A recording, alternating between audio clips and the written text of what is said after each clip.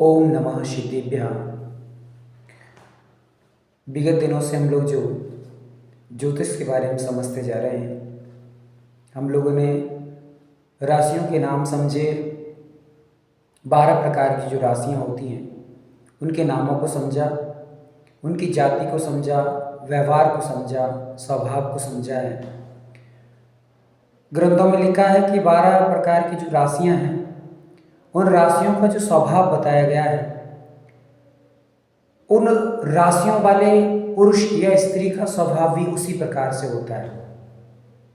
यदि किसी व्यक्ति ने मेष राशि में जन्म लिया है, मेष राशि वाला है, तो मेष राशि का जो स्वभाव बताया गया है प्रायः कर उस व्यक्ति का भी स्वभाव उसी प्रकार से होगा।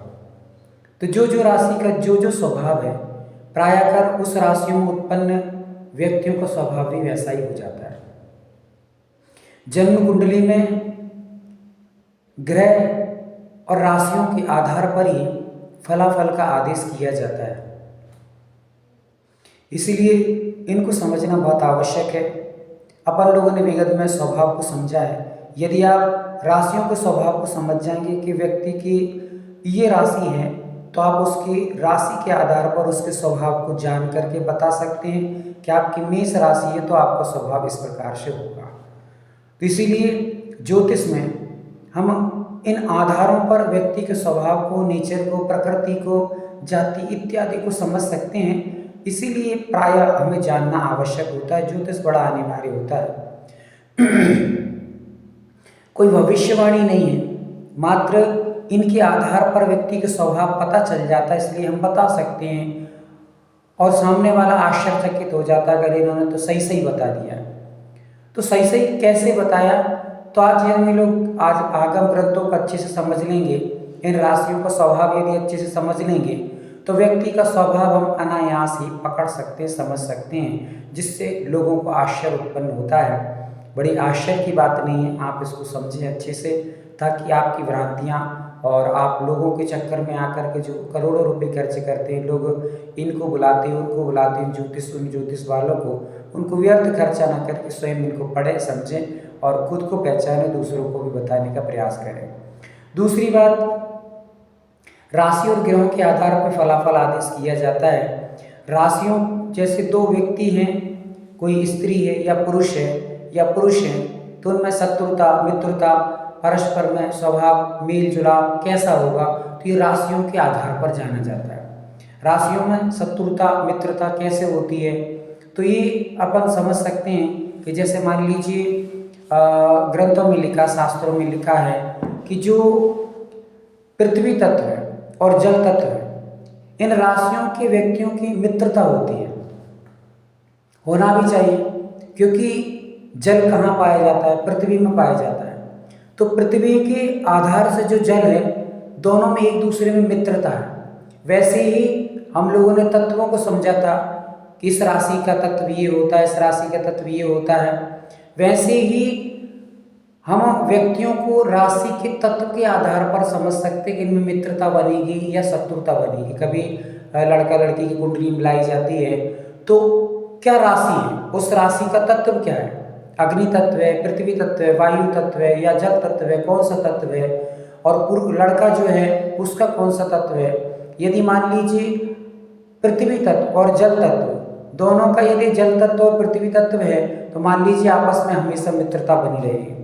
या दो मित्र हैं, उनमें भी हमेशा जल तत्व और पृथ्वी तत्व वाला कोई मिलता है तो हमेशा मित्रता बनी रहेगी। या फिर वायु और अग्नि में मित्रता होती है, क्योंकि अग्नि को प्रज्वलित करने में वायु सहायक होती है, तो सहायक जो होता है वो मित्र होता है। वैसे ही वायु और अग्नि में मित्रता है, जल और पृथ्वी में मित्रता है, ये समझ लीजिए।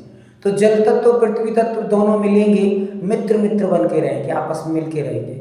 अग्नि और वायु वाले जहाँ पर लोग मिल के रहेंगे वहाँ मित्र बन के रहेंगे, एक दूसरे से प्रेम वात्सल्य करेंगे। और इनसे विपरीत यदि जाते हैं तो वे शत्रु हो जाते हैं। जल तत्व वाला कोई है तो भी मित्र बन के रहेगा, पृथ्वी तत्व वाला है तो मित्र बन के रहेगा, अग्नि तत्व वाला मिल गया तो भी मित्र बन के रहेगा, यदि वायु तत्व वाला मिल गया तो भी मित्र बन के कदाचित रहेंगे। किंतु यदि विपरीत चले जाते हैं, जल और अग्नि मिल जाती हैं तो जल और अग्नि एक दूसरे को जल अग्नि को बुझाता है तो शत्रु है। तो जल और अग्नि वाले मिलेंगे व्यक्ति तो शत्रु बन के रहेंगे, शत्रुता हो जाएगी उनमें। वैसे ही वायु और जल, ये दोनों, जल को तारंगाहित करता है कौन? वायु, तो इनमें भी शत्रुता है, मित्रता नहीं है। वैसे ही पृथ्वी अग्नि को प्रज्वलित करेगी तो पृथ्वी को कष्ट होगा, मान के चलिए। तो वैसे ही अग्नि और पृथ्वी का भी कोई मित्रता नहीं है। तो मान के ये समझ लीजिए कि जल और पृथ्वी ये दोनों मित्र हैं। इन राशियों वाले जहाँ मित्र दोनों मिलेंगे, मित्र बन के रहेंगे।